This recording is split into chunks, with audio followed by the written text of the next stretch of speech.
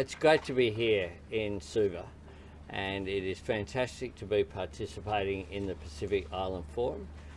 We have a very senior delegation here, myself with the Foreign Minister and with Minister Pat Conroy, and I look forward to listening over the next 2 days to the concerns that Pacific Island leaders have. I'll have a number of bilaterals today.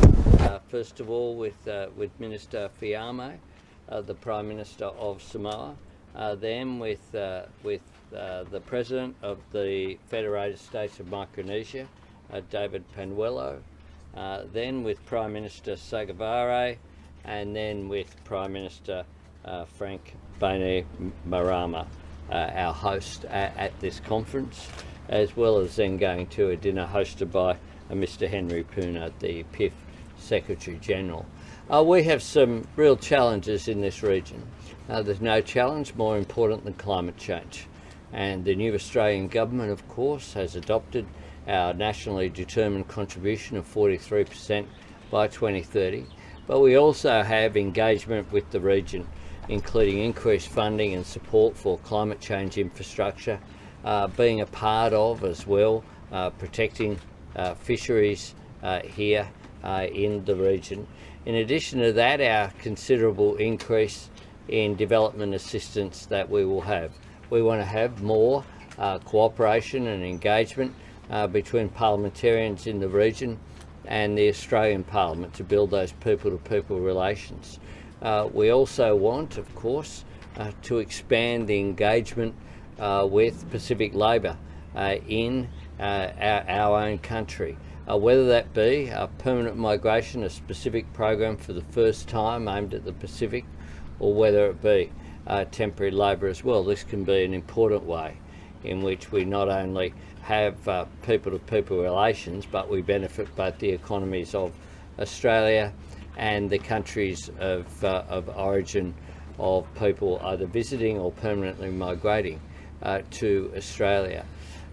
We live in a period whereby we have strategic competition in this region as well, and that's part of the backdrop of this conference. Australia looks forward to engaging in a positive and constructive way. We respect the sovereignty of nations in the Pacific. We want to engage with them in a respectful way going forward. Our support for this region does not come with strings attached. It comes because we understand that we have a responsibility as an advanced economy in the region to provide support to our Pacific Island neighbours, and that indeed that is in Australia's interest, very much so, for that to occur. I'd ask Penny to make some comments and then we'll take questions. Oh, look, I won't take up too much of your time before you get to questions. It's been a really valuable couple of days representing Australia at this forum. We are proud members of the Pacific Island Forum. We deeply value our seat at the table. The forum is the heart of Pacific regionalism and the heart of the Pacific family, and the Australian government takes our role and our responsibility seriously, and we value the opportunity to listen to and have dialogue with Pacific leaders. I'm going to be leaving later today, and obviously the Prime Minister leads the delegation now that he's here. I just wanted to express my thanks to Fiji and to Prime Minister Bainimarama for an excellent forum to date, and for his personal leadership in the region, and also to Secretary General Puna. Thank you. Prime Minister, will you seek an in-person assurance from Manasseh Sogavare this afternoon that there won't be a permanent military presence, and will you raise any concerns about the security deal they have signed with China? Well, I'll have a respectful discussion with the Prime Minister. We've already had a discussion by phone, and we know, of course, that Minister Wong, our Foreign Minister, has already had discussions on a personal basis. Our view about those issues, we've made very clear. We'd be concerned about any permanent presence there in the Solomons, and so close, of course, to Australia, and we don't think that is in the interests of the region. But we will have very much a respectful discussion. We respect the sovereignty of nations in the Pacific, and I'll be listening as well to what Prime Minister Sogavare has to say. Can I ask? Thanks, PM. On Vice President Harris's announcement this morning about an increased US diplomatic presence, can I get your reaction to that? And one of the things she said in her address to the conference was that America hadn't paid enough attention to the Pacific in recent years. Is that a critique that could be made of Australia in recent years? It's a critique, I believe, that you might have heard myself and the Foreign Minister make, as well as President Biden. We quite clearly said that we had a Pacific step up. I described what occurred earlier this year as a Pacific stuff up, that we hadn't paid enough attention, and I know that the Biden administration has said that as well. I very much welcome the increased engagement of the United States in the region. It's a significant support package that they've announced, increased diplomatic presence, increased support in the form of aid, increased support in the form of infrastructure development here. And it's consistent as well with the decisions that we made at the Quad Leaders Summit in Tokyo just a short time ago. When we met in Tokyo, the leaders of the United States, Australia, Japan and India, of course, launched an economic presence in the region, and that is very important. The United States is an important partner of the region, and Australia welcomes their renewed commitment. Just ask a similar question, if you don't mind. Sure. Is America's step up here in the Pacific a consequence of Scott Morrison and Donald Trump's failure? Look, I'm not a commentator. I'll leave it up to commentators to remark on that. What I would say is that we very much welcome the Biden administration's increased presence in the region, just as the new Australian government have made a considerable effort. The Foreign Minister has been throughout this region, I think 3-4 times, can't remember, a lot. I'll come back. Throughout this region on a personal basis. Personal relations between leaders are really important, and the Pacific Way, as it's called as well, is one in which you sit and you listen to each other and you engage on that personal level, and that is very important. That's why my presence here as the Prime Minister, I made comments during the election campaign that I was quite frankly stunned that in spite of the briefings and the foreshadowing of events in the region, all we saw was the former Senator Zed Seselja make a visit far too late. We didn't have that presence at prime ministerial or ministerial level, and I think that was an error of judgment on Australia's behalf at the time. What we're about though is looking forward and developing these positive relationships, and I've had a number of discussions with Pacific leaders. I look forward to developing those relationships on a personal basis going forward. Minister Conroy. Prime Minister, what message does it send to China about the recent US commitment made by Kamala Harris this morning, considering that the US is Australia's closest ally? Well, the message is very clear that the United States has a presence in the Pacific and has for a long period of time. They, of course, go into the Pacific in terms of their coastline, but also, of course, the state of Hawaii.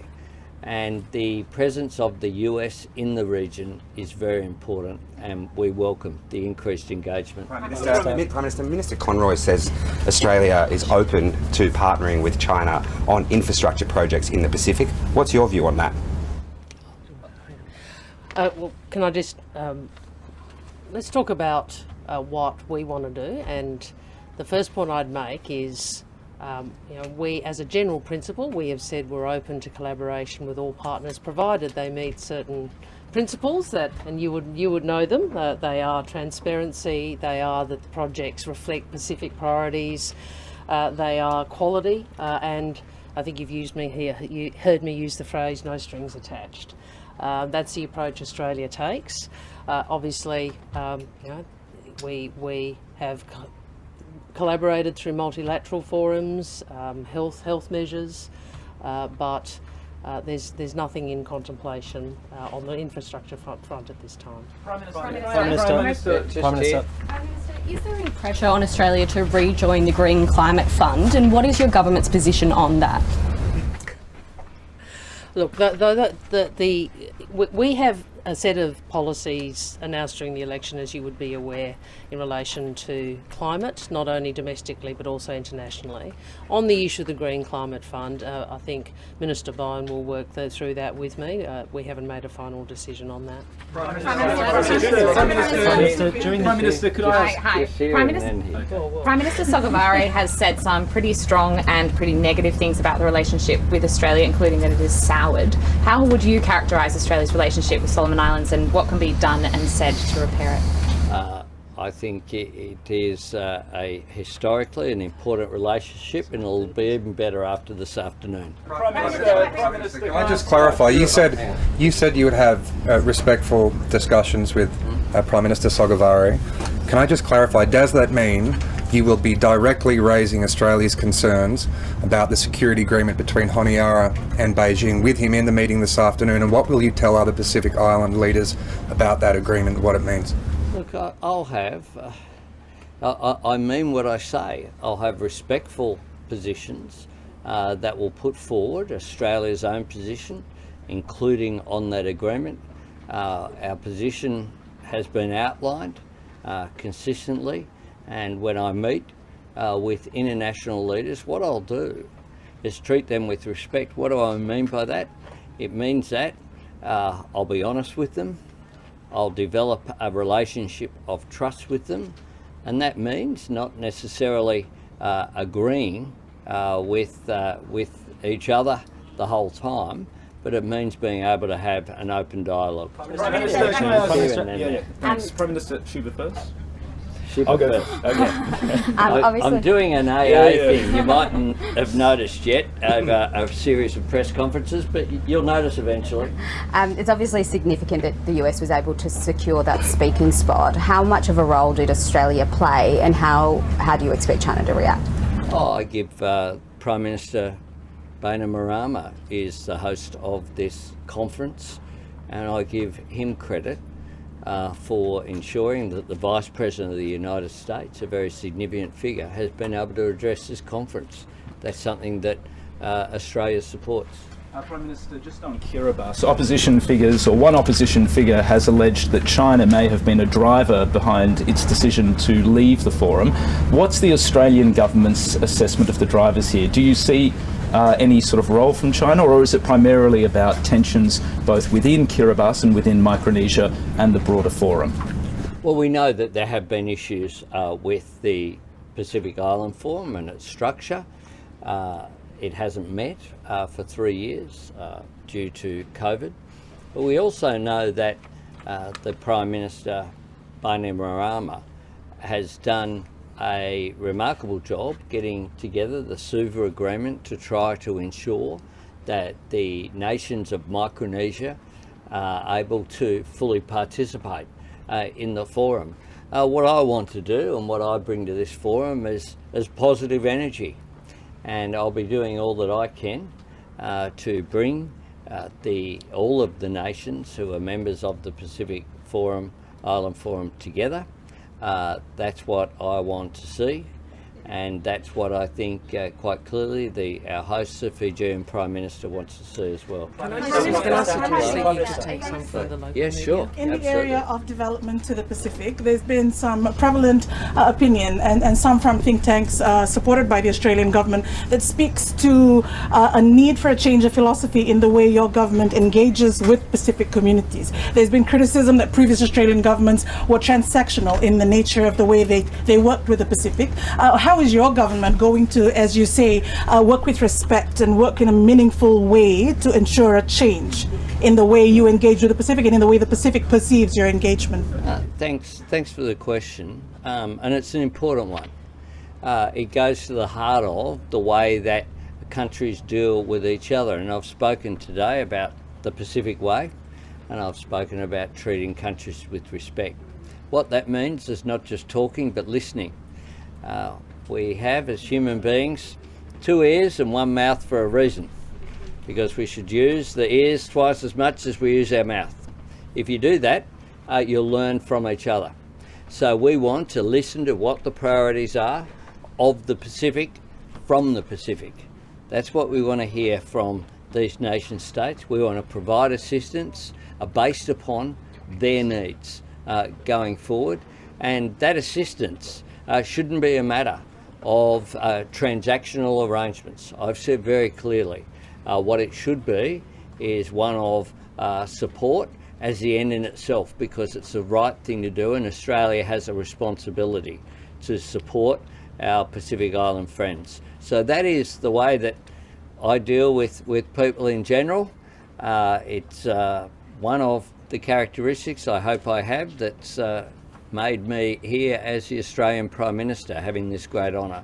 And I'll bring that way of operating to this forum, and I look forward to listening in the discussions I have this afternoon. Just two. Yep. Vanuatu's priority at this summit is to see an advisory opinion at the International Court of Justice supported by the leaders. Would you like to see that endorsed by the leaders at the summit, and would you like to see it progress to the UN General Assembly? Look, we're supportive of the broad concept.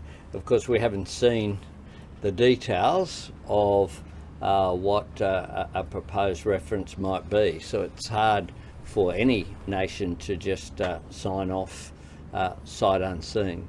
But with regard to the general principle, we understand that it's a reasonable principle being put forward. Prime Minister, at the election campaign, you And then indicated close. preference for migration to be permanent, not temporary.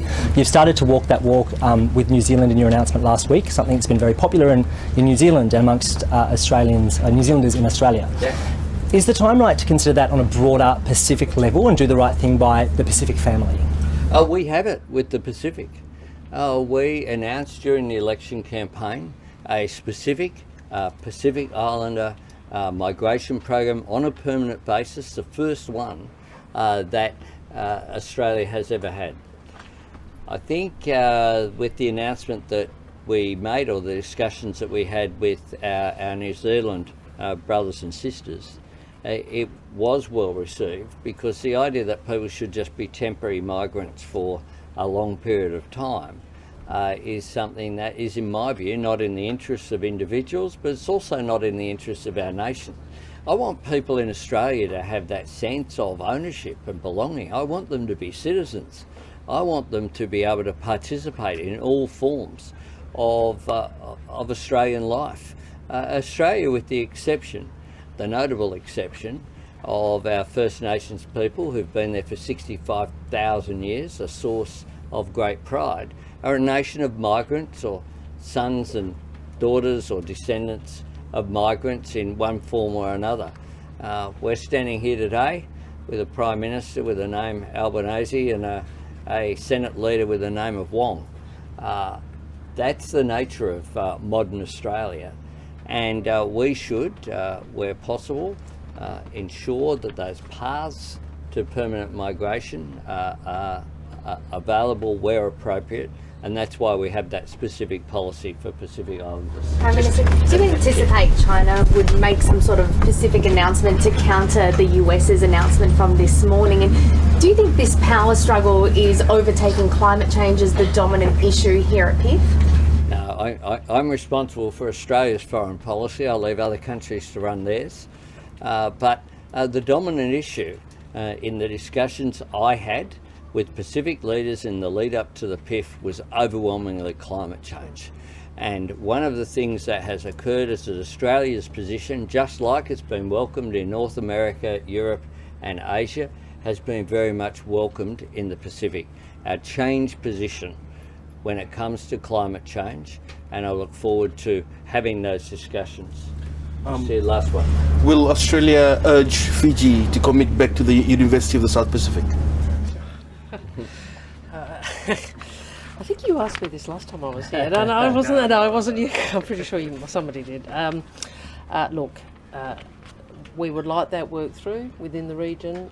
We understand there are strong differences of views between parties. We would simply say this is a matter in which consensus ought be reached, and given the number of, and we heard this morning I think and yesterday, how many young people enter the labour market each year across the Pacific, it is imperative that we invest in their skills. So we would hope that we can find a way through on this. Sorry, one more just here from a local. Announcements were made for Pacific Labour Scheme and families to be allowed to be going with the worker. So how would this work? When would this be implemented? There were three categories of announcement with the Pacific Labour or Pacific Movement. The first is the one the Prime Minister spoke about, which is a category of permanent migration. The second was that we would focus the labour movement schemes on the Pacific, not on Southeast Asia. And the third is the one you identify, which is we listened to workers who had come and representatives from those nations whose citizens come to Australia to work about the scheme and how it was working, including problems under the previous government that we need to resolve. But one of the issues consistently raised was on the longer term visa, people found it very hard to be without their family, which is understandable up to 4 years. We're still working through how that will work, and obviously Fiji is very keen to get those issues resolved and dealt with, and to have that rolled out, as are a number of other Pacific nations, and we will do that with each nation bilaterally. Thanks Will there be an Australian announcement, Prime Minister? Thank you.